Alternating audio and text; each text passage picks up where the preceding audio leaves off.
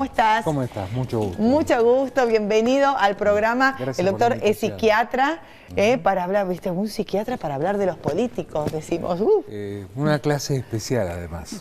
¿Una clase especial de qué? ¿De políticos? ¿Tenemos? No, de personas con un determinado umbral de tolerancia y con un determinado umbral de estrés también para manejarse tanto en campaña como después en los cargos que asuman o no, acorde a las elecciones que se den.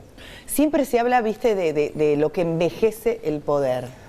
Sí, ¿viste? las fotos son impresionantes. Impresionante, siempre decís, sí. Bueno, agarrás, qué sé yo, Cristina cuando inició el mandato y al final y le pasó la vida por encima, Macri lo mismo, todos en realidad les ha pasado esta cosa, pero igual quieren estar. Y quieren seguir perteneciendo. Sí, ¿viste? Qué loco. A mí por eso hablamos justamente de una clase especial, ¿no? Porque está entonces en visión, pero sí se notan y marcadamente que son personas que se van reciclando, se van reinventando para poder llegar al puesto al cual aspiran. Todos reelectos o peleando por una reelección, como tanto los nuevos que aparecen en escena. Y la campaña por el poder ya implica poder en sí misma también, porque disponen de toda la infraestructura de medios de comunicación. Las redes sociales en este momento son las que están sosteniendo, quizá más que la vivencia personal todavía, la campaña política y la atención sobre los dichos de cada uno, que uno como ciudadano los puede leer de un modo, y en la política, cuando uno examina sus cuentas de Twitter, por ejemplo, o de Instagram, uno ve que el discurso puede estar siendo tendencioso o estar influyendo o estar, por otro lado, atacando a otra persona. Y esto ya nos ha pasado en montones de ocasiones con montones de políticos, para generalizar. Bueno, ahora en general tienen una alta dosis de narcisismo que... sin la cual es imposible manejarse. Convengamos que el narcisismo es lo necesitamos todos. Si no tuviéramos una cuota de narcisismo no podemos vivir. Sanamente aplicado es algo realmente muy sano que nos permite vivir una vida de interrelación. Patológicamente aplicado llegamos a extremos en los cuales el político, cualquiera que sea el cargo que ocupe, cree que es el jefe y en realidad, en un ejemplo de un discurso, si no me equivoco, de Barack Obama, él hablaba de que tenía 200 millones de jefes. Acá tenemos una cultura de la elección, del voto, un folclore inclusive de esas características, en las cuales nosotros elegimos constitucionalmente, porque el pueblo no delibera sino a través de sus representantes, y se da en todas las áreas, pero seguimos esa cuota de narcisismo y somos una democracia que todavía es joven, pero donde el argentino actúa también por pasionalismo, no por racionalidad. Entonces, vota muchas veces en forma de castigo y termina brindando opciones que no son las lógicas para justamente brindarle a un candidato que sea nuestro empleado. O sea, el candidato, obviamente, con su decisión propia, su criterio propio, su saber en la política, va a ejercer y tiene que actuar, pero no olvidando que no es nuestro jefe, sino que nosotros somos aquellos a los que tiene que rendir cuentas durante el mandato y al finalizar su mandato, porque llegaron a ese lugar por nuestro voto. Claro. Vos cuando ves a los candidatos, de acuerdo a tu profesión, vos podés darte cuenta si están estresados o analizar determinadas características de su personalidad de los principales candidatos a presidente. Sí. Sí, por ejemplo, en Macri o en Labaña, en Alberto Fernández, ¿qué es lo que ves? A ver, vamos a citar 3 ejemplos. De Mauricio Macri noto que tiene un estrés muy importante, es un distrés ya en realidad porque la situación le resulta pesada e influye en su vida, por lo menos intrapersonal, pero ya hay un distrés porque hay un desgaste de la imagen. Entonces siempre intenta mejorar esa imagen. Y por otro lado, Macri tenemos que considerar obligatoriamente su pasado empresarial. Macri en algunos momentos fue muy técnico para las comunicaciones y recién a partir de haber tenido un coach ontológico sobre todo para lo que es brindar respuestas de índole cognitiva, pudo mejorar su comunicación tanto con los medios como con la gente. Su comunicación emocional, sobre todo, el poder ponerse en lugar del otro. Exactamente. ¿No? Claro, y acá hablamos de la... No, y encima ingeniero. O sea, ingeniero, claro, y empresario. Cuadrático. Claro, o sea, lo tenía todo. ¿Y Alberto Fernández cómo lo ves?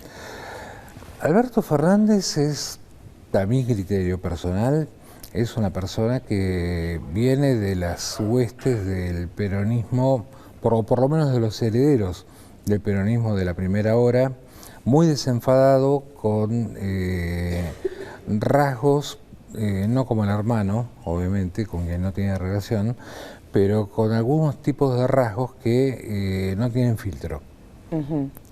Además, en una postura en la cual es una de las pocas veces, o la única por lo menos que yo tengo registro, donde un candidato a vicepresidente elige quién lo va a representar en la Casa de Gobierno. Es insólito, la fórmula se conforma... No, a mí no me pareció tan insólito. Lo han marcado, a mí no me pareció tan insólito, porque la que tenía el capital político es ella, y entonces era obviamente que todo el mundo estaba esperando la jugada de ella. Ahora, ¿cómo juega? Claro, no sé por qué lo sorprendió. Frente a eso, ¿cómo juega jefe un Alberto Fernández? Bueno, ¿Cómo Alberto marca, no, la diferencia?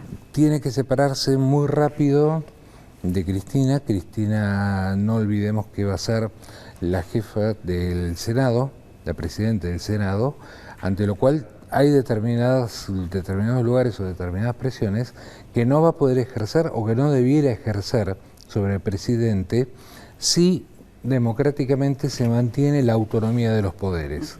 Si no se mantiene esa autonomía de poderes, Alberto Fernández va a ser un reflejo de lo que es Cristina y o de lo que fue Cristina en el poder. Sí, pero no me estás diciendo nada en cuanto a tu especialidad. ¿Qué es lo que ves como psiquiatra de los rasgos de la personalidad de los candidatos? En general, ves rasgos que son de índole casi psicopática, en algunos casos. De una psicopatía, obviamente, no de destruir todo, pero sí bien manejada. O sea, el poder decir algo y si hay un arrepentimiento posterior, disfrazarlo de una acción de campaña. O sea, esto estuvo dicho en este contexto y fue una acción de campaña, no es un rasgo mío de la personalidad. O sea, va a comunicar, va a dejar una buena o una mala impresión, pero lamentablemente con esas buenas o malas impresiones es que se va forjando también su capacidad electoral por un lado, lo que transmita por el otro y lo que vaya a hacer en última instancia si es elegido. Ya tuvimos un ejemplo donde terminamos siendo gobernados casi en una cuestión monarcal. O sea, ¿En dónde? En el gobierno de Cristina. Ah. El gobierno de Cristina, donde se desvirtuó completamente el sentido de la democracia. ¿Por qué? A ver, yo no soy analista político. Pero no entiendo, porque una cosa es una monarquía. Ella terminó su mandato, se fue a su casa y después hizo campaña para otro. Pero o sea, siguió influyendo. ¿Dónde está la monarquía? En que Cristina en los 4 años de retiro de su mandato nunca dejó de tener poder y por otro lado no perdió poder a punto de partida de un brazo armado que ella deja conformado.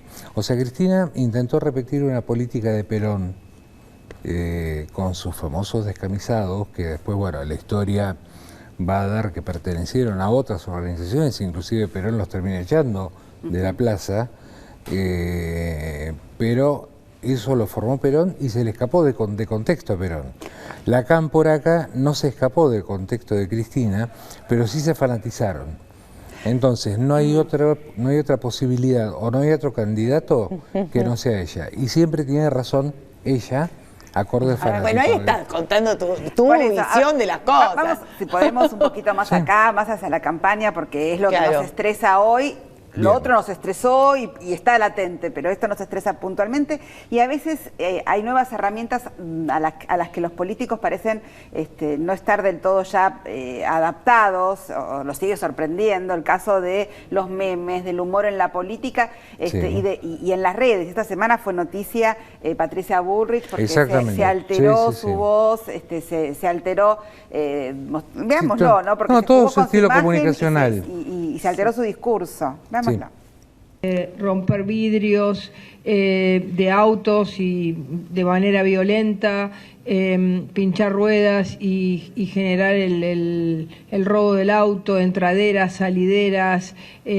Como ustedes ven acá, hay inhibidores de teléfono celular, inhibidores de teléfonos, algo que nosotros estamos en este momento prohibiendo.